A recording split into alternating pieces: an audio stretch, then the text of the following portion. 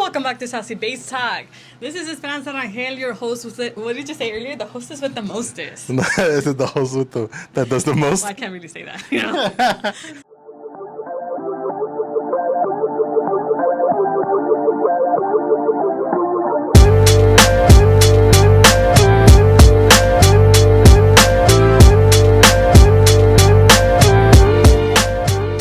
What's up, Jesse? Welcome back. It's always good to be back. Yeah, it almost seems like this is now your... I think I need like a theme song. No. Hey, we should do that. We should... I mean, Shit, everybody... you're the one who knows how to play, so... You create one. I don't know.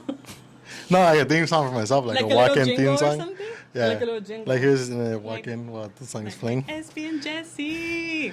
Yeah. Talk about bass or drums, whatever. Whatever it is. Little jingle going on. We're gonna talk about. So I have a few questions for you. We originally did this video with JD, one of the coolest drummers out there. So now we're gonna do this one with you because the last one we did was more geared towards you playing in the banda, like drums with banda, but today we're going to be doing more as you just individually a drummer itself. So we're going to go ahead and start with the questions now, okay? Question number 1, why did you start learning drums? What was the reason? I was broke. No. You were like 5. You were supposed to be broke. No, I think that question, I always put a lot of thought to that question in the area anybody asked me because it was kind of weird. Like, actually, I forgot the question. Why did you start learning drums? Oh, yeah.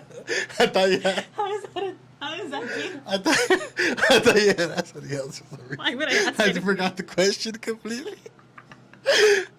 I was trying to go into my thoughts. I forgot what I was answering. I thought you even wrote the answers. Okay.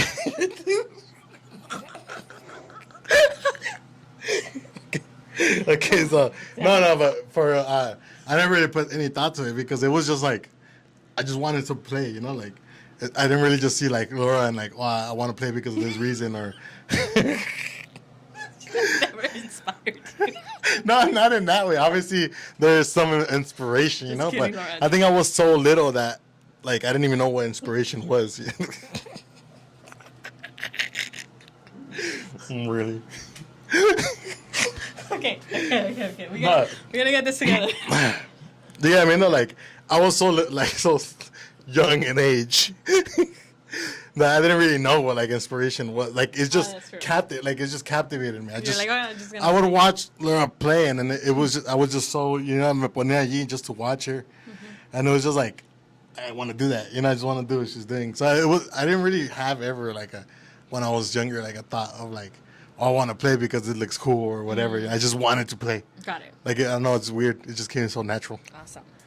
Who taught you, or were you self-taught? Well, I was. You were a self-taughty? Self-taught. I was. Well, I guess you could say I was self-taught. Even though I technically, it's weird because I hate it because I feel like people think I'm lying when I say this story. But I never really, like my first gig ever, I had never even sat on a drum set or anything. I just played. I'm here to corroborate that. I don't even know if that's how you say it. But I'm here to say that it is true. You didn't ever... Like, no, I never, nothing. I just... Same thing with Laura. She just... Yeah, like she sat down and played. So it was like, you know, like that. So it's hard to tell people that because I feel like... They're like really fool. Yeah, right. Yeah. You know, but it's true. And then you were like 5. Yeah. So it was like... Like, I don't know. And then I just played. And it was... like pretty much the same for any instrument almost. I just grabbed it and played, you know. But I mean, other than that, though, I did have guidances. Not humble at all. I just got anything. But it's true. It is true. Like, I did have guidances though. Like Tiger, my brother Herman, he did guide me through the whole first part. He, like introduced me to a lot of different drummers which from there I kind of guided myself with different drummers that I looked up to over time, and I think that was kind of like my enseñanza, you know, like with that's how I kind of learned, and then I used I grabbed a little bit from everybody and started making my own little style over time. It's true. What was your first drum set and how did you acquire it? How did you get it? My first ever drum set, like my own drum set, was I still remember this one, the EXR Chad Smith signature from 2007. It came out that year, and I actually bought that drum set with my own money. And that drum set was like very expensive too. It was the only monies I had.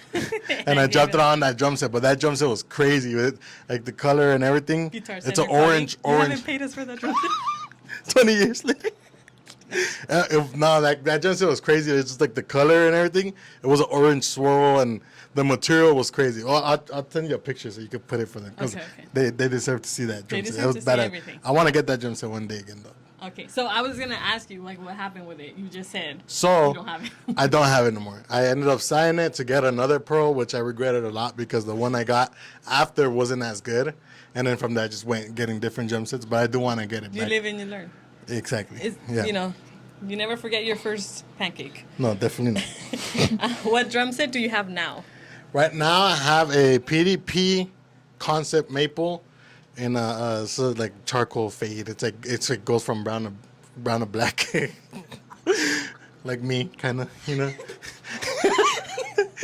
But PDP Concept Maple, dope drum set. Awesome. What do you enjoy the most about playing drums? That's not even the next question, Jesse.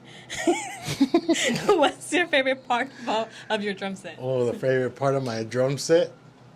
Damn, it's hard because I mean everything is so important, you know, for the drums. But I think as long as you have a good kick and your snare and your hi-hats are and cymbals plus hi-hats are part of the cymbals, so are decent, I think you're good with that. So I'd probably say the snare and the kick.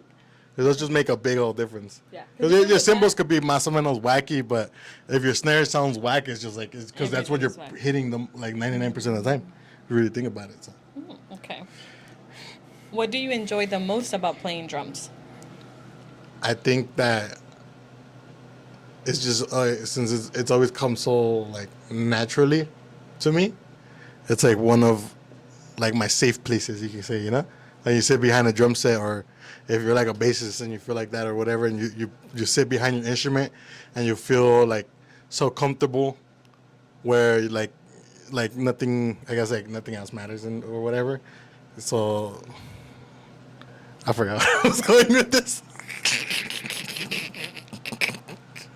I forgot where I was going with this, but no, yeah, like it's just the fact that like it comes so natural that you feel so comfortable with your instrument. You sit there, you play, you enjoy your time, whatever little time you're playing. If it's just one song that you play or whatever, you're very happy in that moment, you know? Maybe there's other things that make you like very happy, but that's like a different type of happy, you know? Being behind your instrument and just playing is just, it hits different. And you hit the drum set. I hit the drum set different. Both hit each other. In this industry, what drummer/drummers have you learned most from? Well, I have a list. Go for it. I want to shout out all these drummers that have been a big inspiration in my life. No, legitimately though. So, you gotta start with Rene Martinez. Of course. Right? Saludos, Rene. Rene Martinez, Salomon Robles Jr., right? Yeah. Amazing drummer. Fucking Jose Luis Ayala and Jose Luis Ayala Jr. Okay. Because you can't forget what Jose Luis Ayala Jr. did in Duelo. Yeah. That was iconic. No, people don't forget.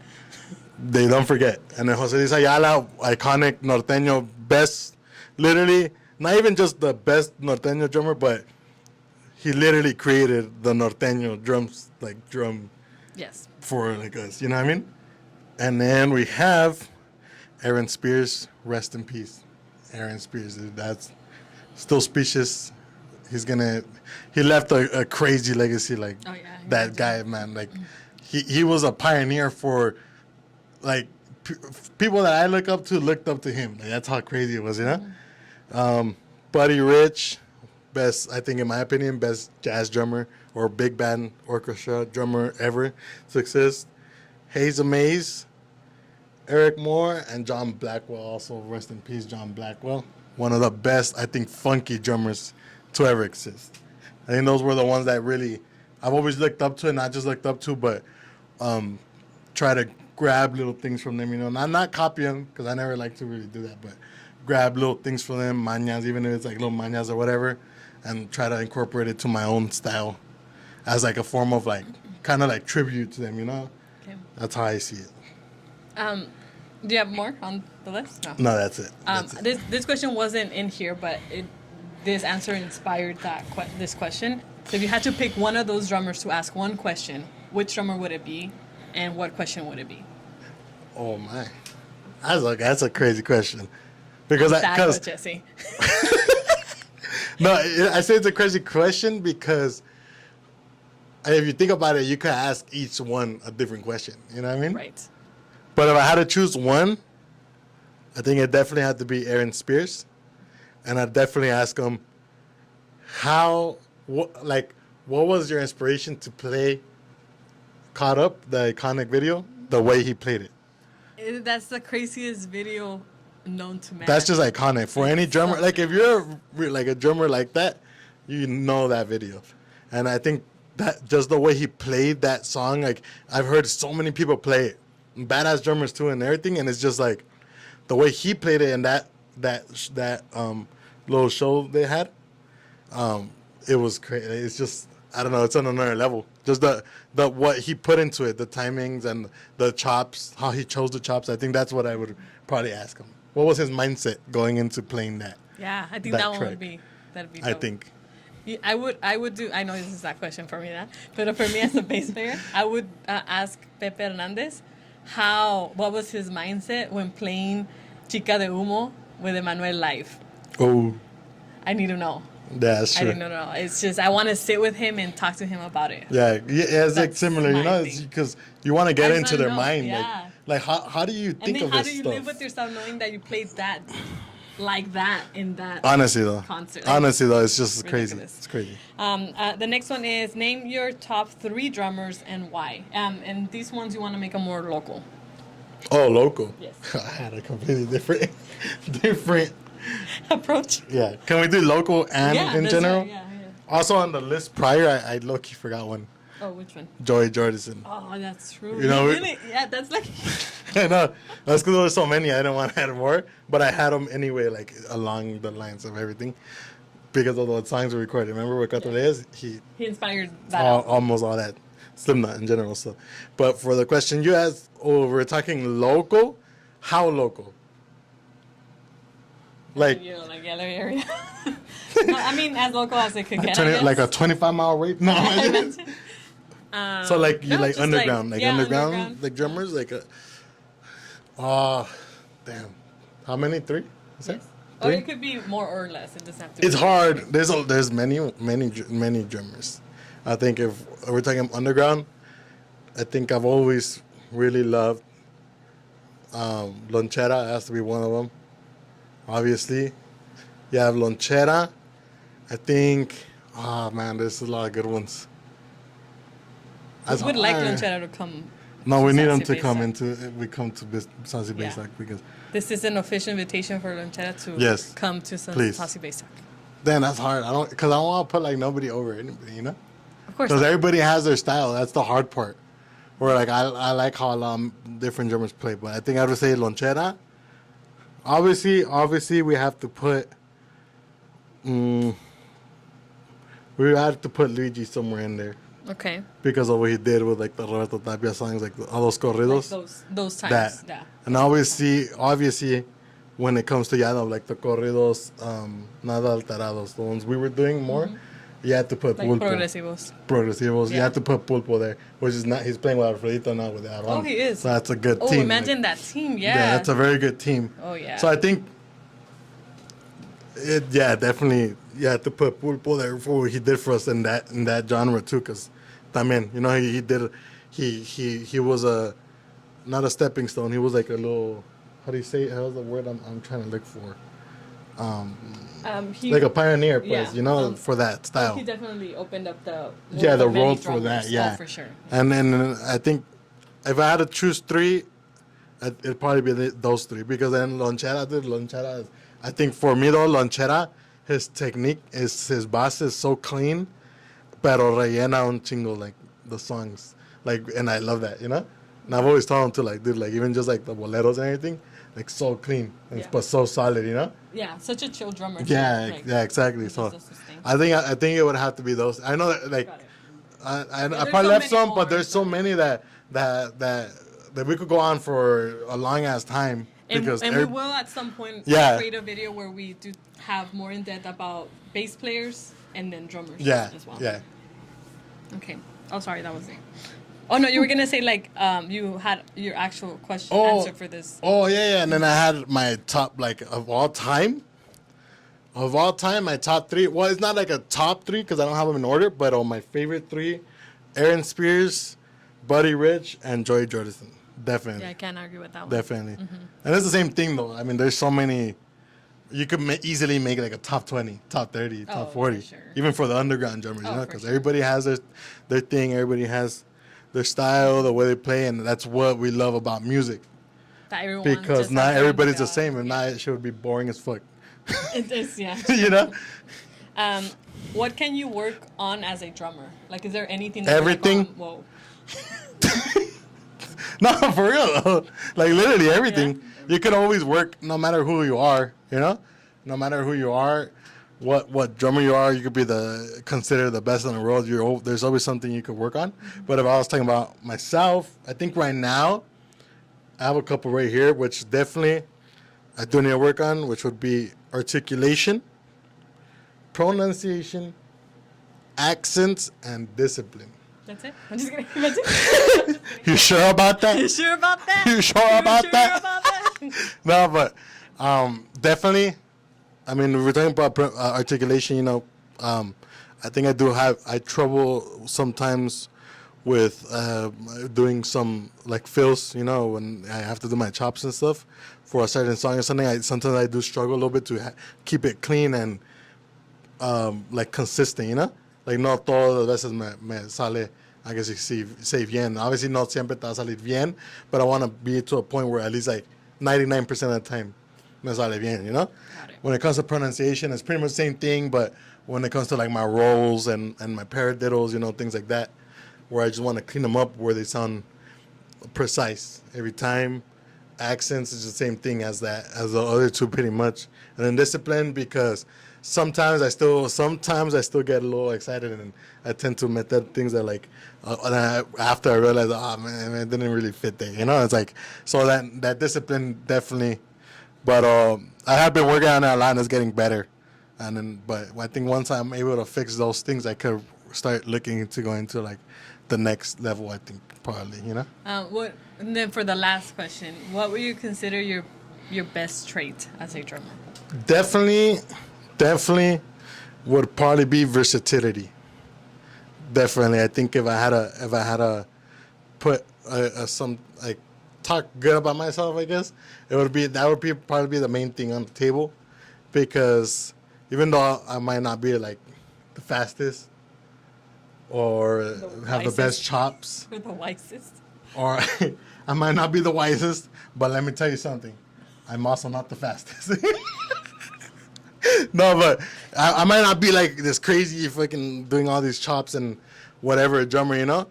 But one thing I do have is that if they call me up to play jazz or big band orchestra, which I have done before, I could do it, you know. And it'll sound, it won't sound like I'm like jumping from one. Like it'll sound like I'm actually playing it like normal, pues. Like if I actually play that or whatever.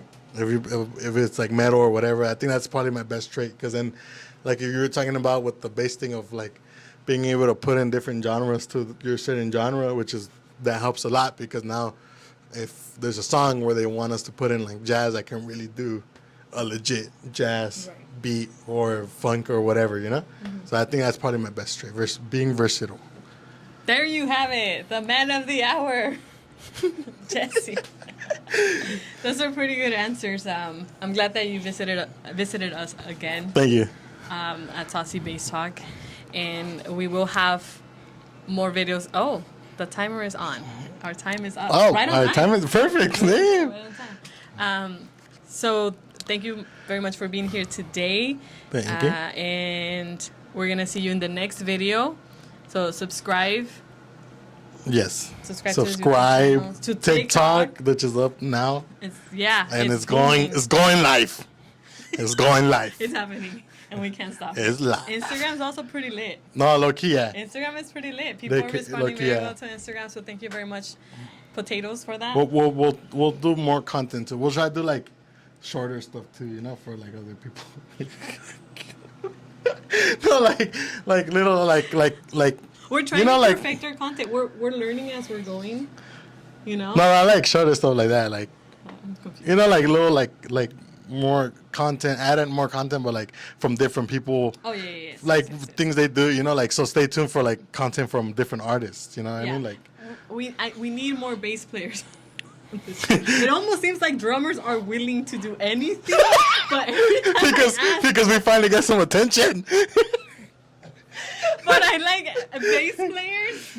No one cared about them until like these recent years, and now that they have all the attention, no one wants to come. Well, here. let me break it to you. Nobody cared about drummers ever. Till this day. Till this day. But yeah, we need more bass players to come on here and talk to us about their experiences with bass, because this is mainly a bass channel. Damn it. But yeah, so this is Saucy Bass Talk. Don't forget to comment, like, and subscribe. Share this video with all your fellow musicians, and if you're a musician that wants to share their experience playing, make sure to DM us through Instagram, or his Instagram, or mine, whoever, and we'll be here on the next episode. Bye. Stay tuned.